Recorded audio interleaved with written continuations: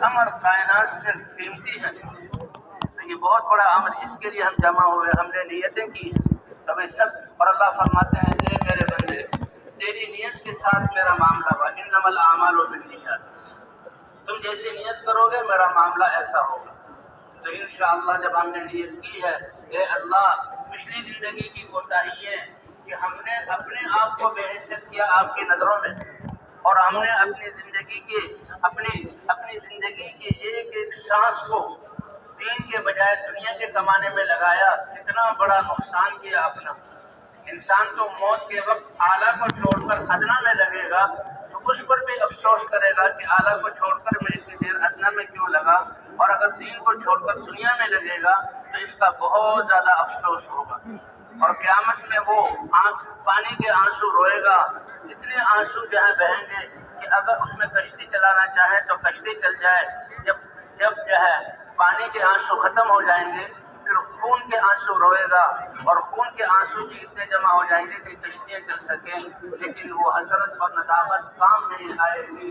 اور دنیا میں آنسو کا ایک قطرہ اللہ کے غصہ کو ٹھنڈا کرنے کے لیے کافی ہے. اس لیے بھائی سب نے اب یہ نیت کی ہے تو بہت مبارک ہو کہ ہم حضور صلی اللہ علیہ وسلم والی محنت والا بن کر رہیں گے.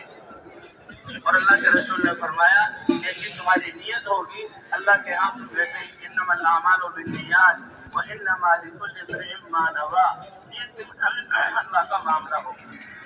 اپنے دل سے سن رہے ہیں، دل کے جذبات بن رہے ہیں، اپنی حیثیت ہم نے بدل دی، اپنی ذمہ داری کا پتہ لگ گیا کہ حضور صلی اللہ علیہ وسلم کی محنت والے ہیں.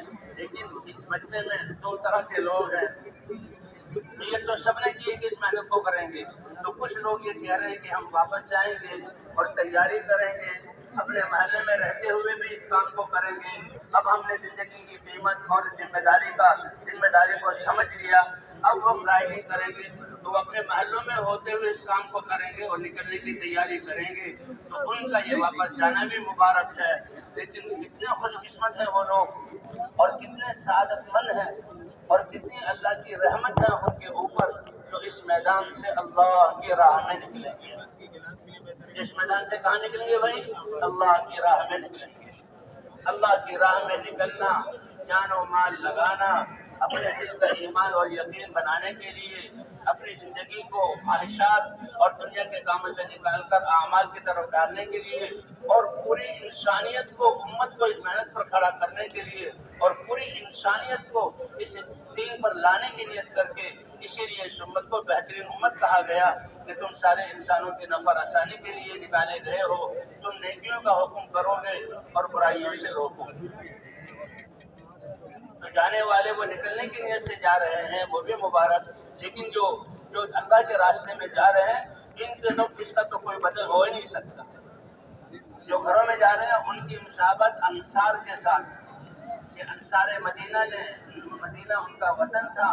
اللہ کے دین کی، اللہ کے رسول کی انہوں نے اور مہاجرین کی نصرت کی، اور حق ادا کر دیا کہ اللہ کے رسول ان کے لیے گواہی دے رہے ہیں. اے انصار مدینہ، تم نے جان اور مال کو لگایا اور دنیا میں دوسروں کو ترجیح دی گئی. میرے بعد بھی دنیا کے عہدے اور مال دوسروں کو ملیں گے، لیکن تم صبر کرنا. تمہارے ان احسانات کا بدلہ میں قیامت کے دن روز محشر میں اللہ کے دربار کے سامنے کھڑے ہو کر اللہ سے دلواؤں. اور فرمائے اللہ انصار کی مغفرت فرما، انصار کی اولاد کی مغفرت فرما، انصار کی نسلوں کی مغفرت فرما. اللہ کے رسول نے یہ دعا کی. ایک دفعہ انصار مدینہ آئے کہ بھائی دین کے لیے ہم نکلتے ہیں، ہمارے باغات خشک ہو رہے ہیں اور باغات کو سینچنے کے لیے کنویں سے پانی نکالنا پڑتا ہے. یہ تو اللہ کے رسول ہیں، ان کی دعائیں تو قبول ہیں. ہم اللہ کے رسول کی خدمت میں حاضر ہو کر یہ عرض کریں گے کہ اے اللہ کے رسول ہمارے لیے دعا کیجیے کہ اللہ چشمے ابال دیں اور نہریں چالو کر دیں. کہ اللہ فرماتے ہیں کہ تم استغفار کرو گے، اللہ تمہاری بنجر زمینوں کو باغات والا بنائے گا اور تمہاری زمینوں میں اللہ نہروں کو اور دریاؤں کو چالو کرے گا. کیونکہ چشمہ ابالنے والے، دریاؤں کو چالو کرنے والی ذات کون سی ہے؟ استغفروا ربکم انہ کان غفارا یرسل السماء علیکم مدرارا. آسمانوں سے یہ رحمت والی موسلادھار بارشیں تمہارے لیے ہوں گی، اور تمہارے جو ہے وَيُمْدِدْكُم بِأَمْوَالٍ وَبَنِينَ۔ اللہ اپنے خزانوں کے ساتھ مشغول نہ ہو اور روزے کی چلے نیت نظر کر لو اور کھاؤ کھانے پینے کو ہاں بند کر رش دو، ہے اور جب تک وہ واپس نہ آئے تم روزہ افطار نہ کرو، یہ کر سکتے ہو؟ صحابہ کرام نے کہا یا رسول اللہ ہم تو بشر ہیں، چل ہمیں تو ادھر بھوک چلتے ہیں لگتی ہے، ہمیں تو جو ہے حاجتیں ہیں، ہم یہ نہیں کر سکتے۔ فرمایا اگر تم کر بھی لو اور ان اعمال پر آ بھی جاؤ تو پھر اللہ کے راستے میں نکلنے والوں کے ثواب کے ذریعے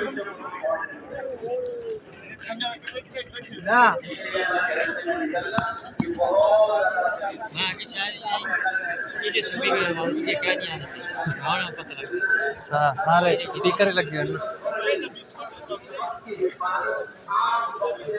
اور زیادہ ضروری ہے، اس لیے اللہ کے راستے میں نکلنے کی ضروری